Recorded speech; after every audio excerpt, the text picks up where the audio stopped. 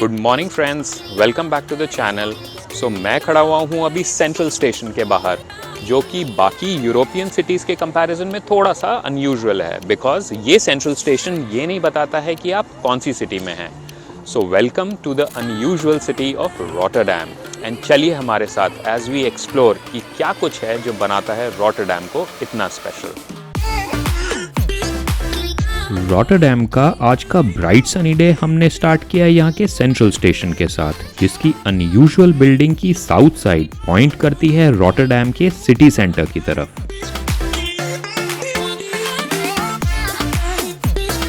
But हम city centre की तरफ जाने से पहले जा रहे हैं रॉटरडैम के एक पॉपुलर इंस्टाग्राम वर्दी लैंडमार्क की तरफ, यहाँ का फेमस येलो वुडन ब्रिज। इस ब्रिज का ब्राइट येलो कलर इस ब्रिज को बड़ा ही स्ट्राइकिंग लुक देता है। एंड जो सबसे अनयूजुअल बात है इस ब्रिज की वो ये है कि ये ब्रिज टोटली क्राउड फंडेड है। ये बनना शुरू हुआ था 2011 में आई मेक रॉटरडैम इनिशिएटिव की हेल्प से। ये pedestrian bridge is a good example कि सिटीजन्स अगर चाहें तो अपनी सिटी की इंफ्रास्ट्रक्चर को इन्हांस करने में बड़ा रोल प्ले कर सकते हैं। सो ये जो आप देख रहे हैं ये उन लोगों के नाम हैं जिन्होंने इस ब्रिज को बनते टाइम पे क्राउड फंड किया था। सो अगर उस टाइम में आपने भी 25 यूरो दिए होते तो इन प्लैंक्स में आपका भी नाम हो सकता था।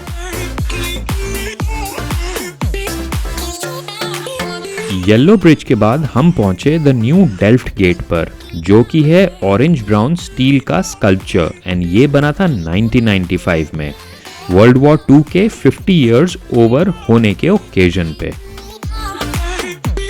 एंड यहाँ से निकलने के बाद हमने बढ़ना शुरू किया towards our third destination for today, जो था रॉटरडैम के फेमस क्यूब हाउसेस। रॉटरडैम को एक्सप्लोर करने के लिए हमने लिया यहाँ के पब्लिक ट्रांसपोर्टेशन का एक day pass using this app जो आपको अभी दिख रही है। रॉटरडैम एक बड़ी सिटी है and is quite spread out, so day pass बहुत काम आता है।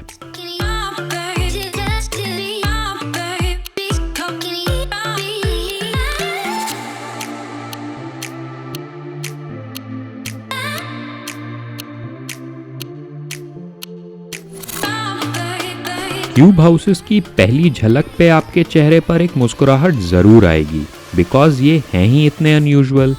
एंड उससे भी ज़्यादा अनयूजुअल बात ये है कि ये क्यूब हाउसेस सिर्फ शो के लिए नहीं हैं, ये आज भी फुल्ली फंक्शनल हैं, एंड वो हम आगे देखेंगे।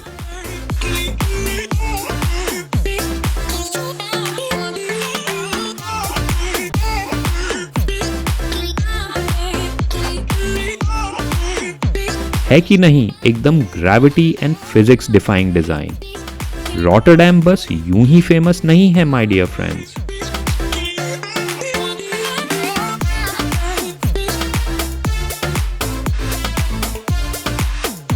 सो ये क्यूब हाउस एक एक्सपेरिमेंटल प्रोजेक्ट है, पर इसमें कुछ हाउसेस ऑक्यूपाइड हैं, कुछ हाउसेस में ऑफिस सेटअप है, एंड इन्हीं में से एक घर जो है इसको इन्होंने म्यूज़ियम की तरह कन्वर्ट कर रखा है।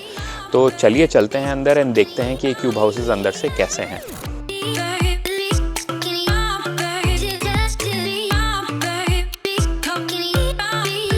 क्यूब हाउस के अंदर जाने का टिकट इज 3 यूरोस पर पर्सन, एंड बिकॉज अंदर स्पेस ओनली लिमिटेड होती है इसीलिए एट अ टाइम ओनली कुछ ही लोग अंदर अलाउड होते हैं।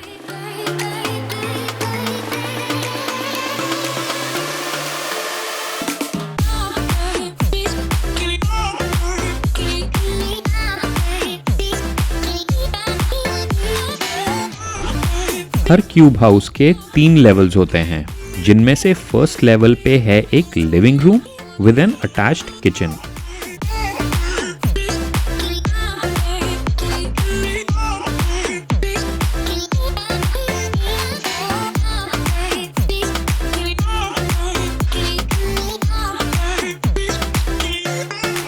ये है द सेकेंड लेवल, जहां है एक bathroom, bedroom and N attached study. Cube houses हैं तो कॉम्पैक्ट, बट इनमें वो सब कुछ है जो एक नॉर्मल घर में होता है। तीसरा लेवल इज द टेरेस, जो चारों तरफ से सराउंडेड है बाय पैनोरामिक विंडोज। है ना अमेजिंग?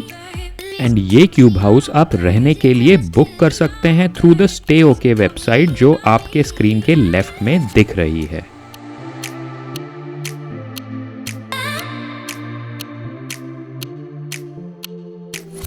स्टे ओके नेदरलैंड्स के हॉस्टल्स की एक चेन है जिसके थ्रू आप बहुत सरप्राइजिंग लोकेशंस में अकोमोडेशन बुक कर सकते हैं, जैसा कि रॉटरडैम का ये हॉस्टल, जहां आप क्यूब हाउसेस भी बुक कर सकते हैं।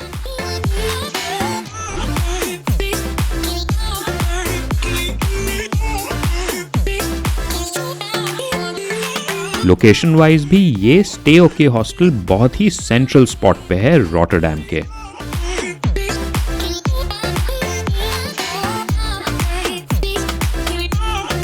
क्यूब हाउस की साउथ साइड में है यहाँ की national heritage site, the white house. ये यूरोप की फर्स्ट हाई राइज बिल्डिंग है जिसमें है 10 फ्लोर्स, एंड ये बिल्डिंग रॉटरडैम की कुछ ही बिल्डिंग्स में से हैं जो वर्ल्ड वॉर 2 की बॉम्बिंग से बची रहीं। क्यूब हाउस के साथ ही लगे हार्बर पे हमने लगाया एक quick refreshment break before we headed to our next destination.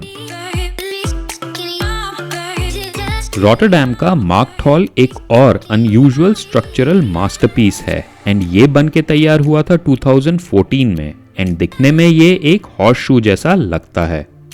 इसमें अनयूजुअल बात ये है कि इस स्ट्रक्चर में अराउंड 300 अपार्टमेंट्स हैं, एंड उन्हीं के नीचे एक बहुत बड़ा मार्केट हॉल है। मार्केट हॉल के अंदर की रूफ में जो आप विंडोज देख रहे हैं, ये उन्हीं 300 अपार्टमेंट्स की हैं जहां लोग रहते हैं।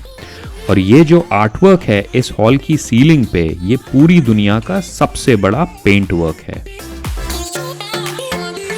मार्केट हॉल एक फूड बाजार है जो कि भरा हुआ है with different food stalls and bars, जहां आप बैठकर फूड एंड ड्रिंक्स एंजॉय कर सकते हैं। और यहाँ बहुत सारी शॉप्स हैं जहाँ से आप फूड इंग्रेडिएंट्स भी खरीद सकते हैं, लाइक मेडिटेरेनियन स्पाइसेस, चीज़, ब्रेड, मीट एक्सेट्रा। ये मार्केट हॉल हमेशा ऐसा ही बजिंग रहता है विद पीपल ऑल अराउंड।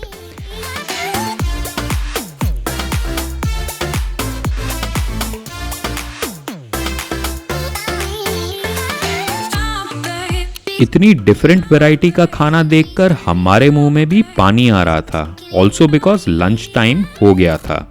लेकिन हमारा लंच का प्लान कहीं और का था, एंड वो था हमारा आज का 4th stop, the Phoenix food factory.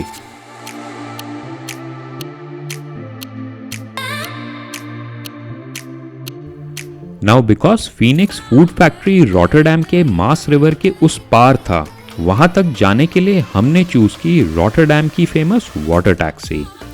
Taxi order करते टाइम आपको अपना डॉक नंबर बताना पड़ता है जहां पर आप खड़े हैं एंड आपको किधर जाना है। टैक्सी को आने में अप्रॉक्सीमेटली 10 मिनट लगते हैं। आप ये टैक्सी इस वेबसाइट से बुक कर सकते हैं या फिर हमारी तरह डायरेक्टली कॉल करके टैक्सी ऑर्डर कर सकते हैं।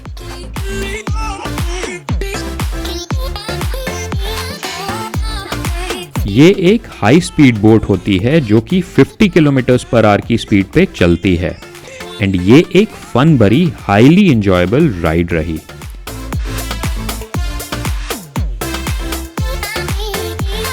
बिकॉज ये बहुत तेज चलती है, ये रिवर में मिनी वेव्स क्रिएट करती है, जिसका इंतजार करते हैं कुछ जेट्स की एंथुसियास्ट्स। हमने इस एक्साइटिंग वाटर टैक्सी राइड के पे किए 4.5 यूरोस पर पर्सन।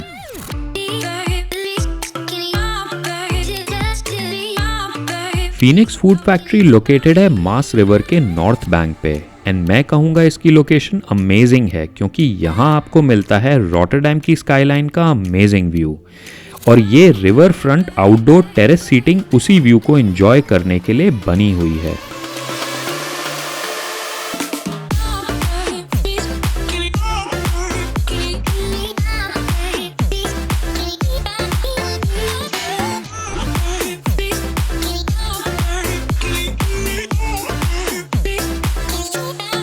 पहले ये बिल्डिंग एक वेयर हाउस हुआ करती थी और अब ये कन्वर्ट कर दी गई है एक फूड प्लाजा में, जहां आपको मिलेंगे तरह तरह के food options, from a brewery to a farmers market to bakery to restaurants to cheese stalls and even a book shop.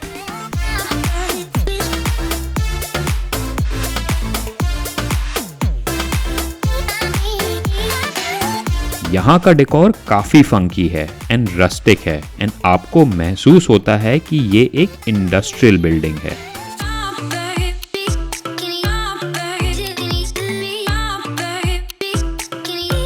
Quite cool and quite interesting. And यहाँ के खाने ने भी हमें डिसअपॉइंट नहीं किया। दोनों burger and loaded fries were really nice.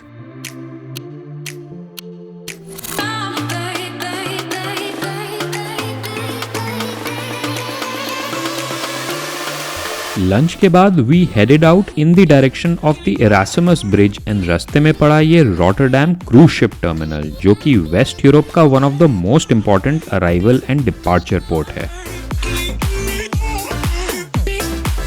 And Erasmus bridge cross करने के बाद हमने ली मेट्रो आज के 5th और आखिरी स्पॉट पे जाने के लिए, जो था रॉटरडैम का कूल डिस्ट्रिक्ट। एंड हमें यहाँ पहुंच के देखने को मिली जायंट सांता क्लॉज की स्टैच्यू।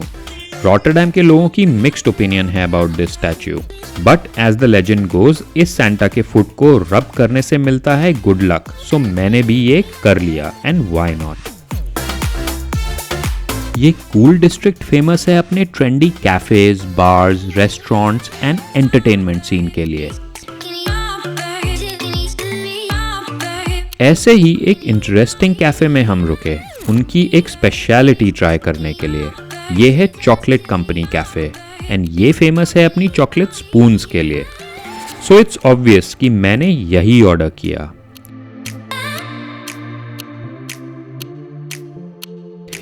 ये होममेड चॉकलेट स्पून्स सर्व की जाती हैं हॉट मिल्क के साथ एंड आपको इन्हें डिप करके मिक्स करना होता है एंड आपका हॉट चॉकलेट मिल्क तैयार है।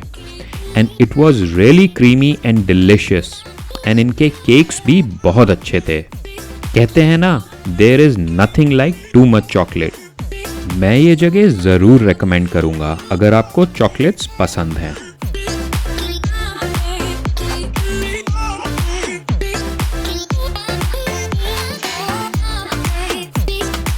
कूल डिस्ट्रिक्ट के साथ हमारी रॉटरडैम आइटनरी का फुल सर्कल पूरा हुआ, बट इससे बहुत कुछ और भी है यहाँ देखने और करने को।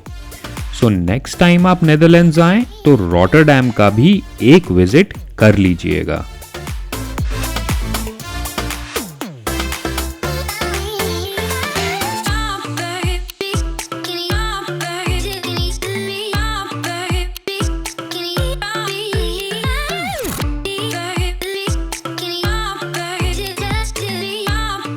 तो ये था रॉटरडैम। आई होप कि आपको हमारा ये एपिसोड पसंद आया होगा।